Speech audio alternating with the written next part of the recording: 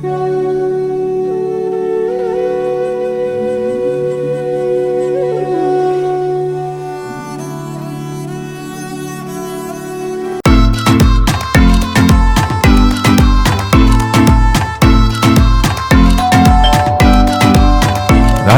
मैथिली शरण गुप्त ने कहा था, सरस्वती लक्ष्मी दोनों ने दिया तुम्हें सादर जय पत्र। साक्षी है हरि सिंह तुम्हारा ज्ञान दान का अक्षय सत्र। तो आओ हम मनाएं गौर उत्सव 20 नवंबर से 26 नवंबर तक।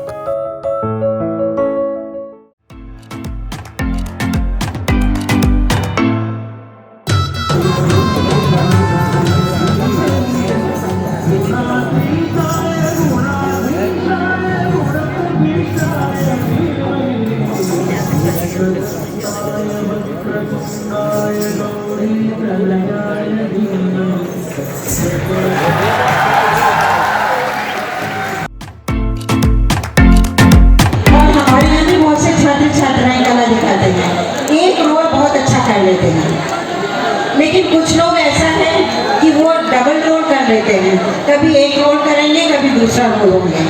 लेकिन जो आपके सामने आज बैठे हुए हैं उन्होंने one personality with 4 different types of roles, वो बहुत ही प्रशंसनीय है, बहुत ही प्रशंसनीय है।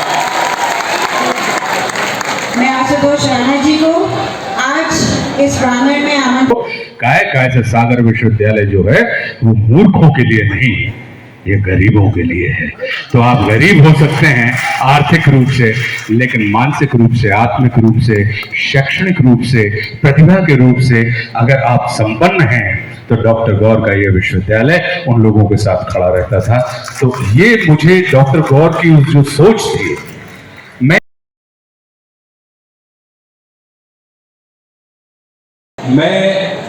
तो मन में इच्छा हुआ करती थी कि एक आध हॉस्टल और हो।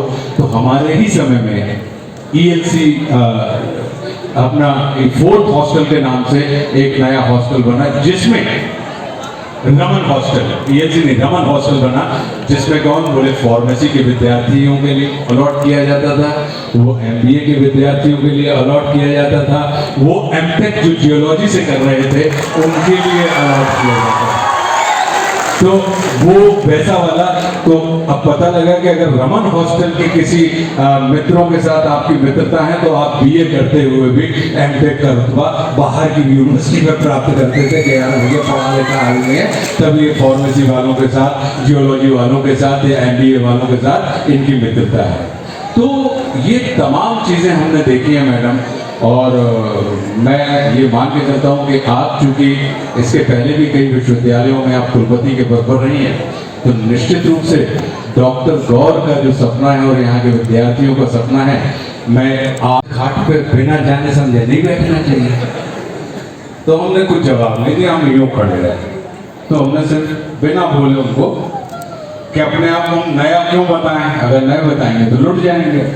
तो हमने इशारे से ही उनको ऐसे किया।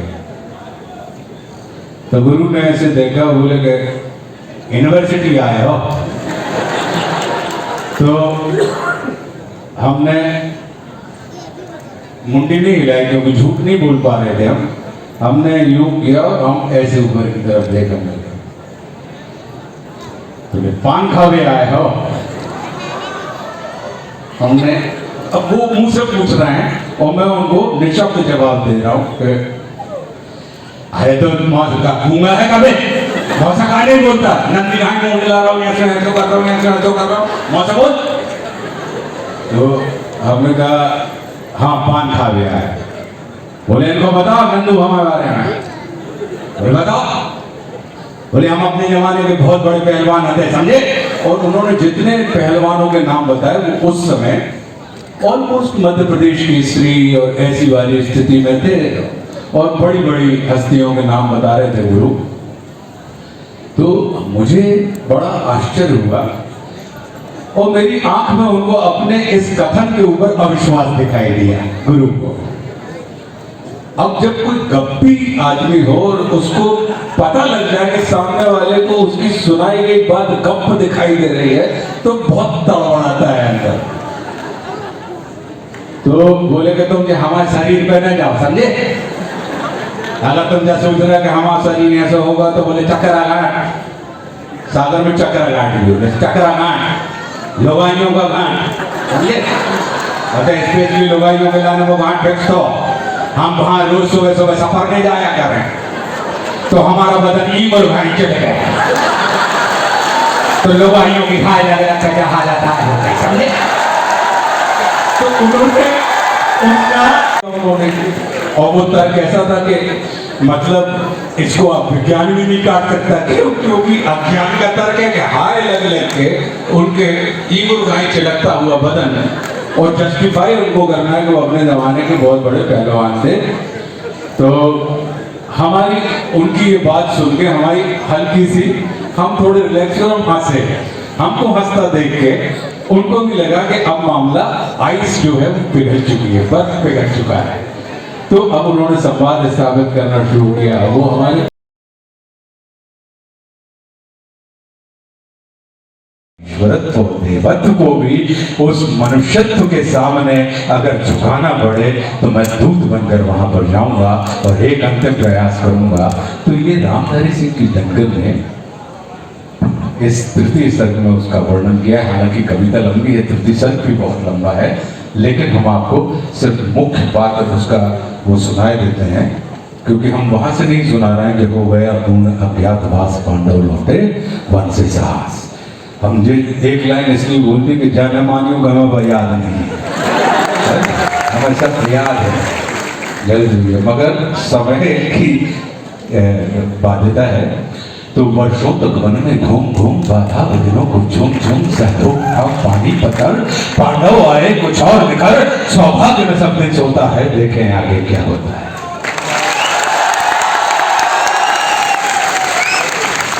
वर्षों तक वन में घूम घूम बाधा विघ्नों को झूम झूम सहयोग था पानी पतर, पांडव आए कुछ और निखर, सौभाग्य में सब दिन सोता है, देखें आगे क्या होता है।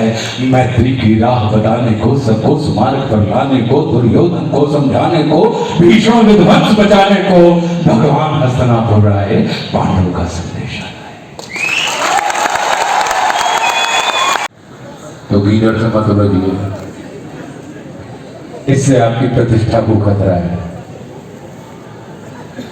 यदि आप शेर हैं तब भी शेर से मत उलझिए, इससे आपकी जान को खतरा है।